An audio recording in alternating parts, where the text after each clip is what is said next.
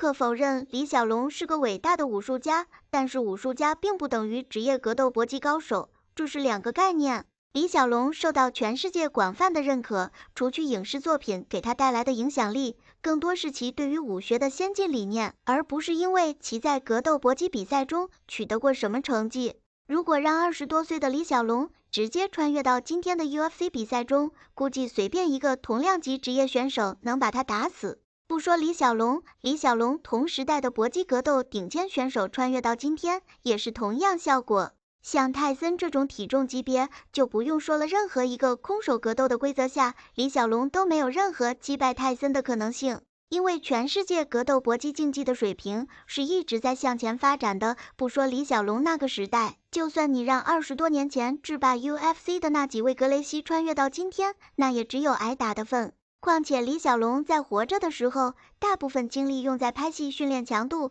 跟同时代的职业选手尚且没法比。那么，如果年轻时的李小龙穿越到现代，并且接受现代化系统训练，会是什么结果？我认为这种情况，李小龙也不可能成为顶尖格斗高手，因为他是近视，这就注定了他没办法在擂台上发挥出战斗力。那假如李小龙不是近视，并且穿越到今天，接受今天的现代化系统训练呢？我认为这样的话，李小龙极有可能成为同量级中最优秀的选手之一，甚至有可能称霸这一级别。李小龙身体素质是可以的，速度力量在那个级别来看都很出色，更重要的是他的天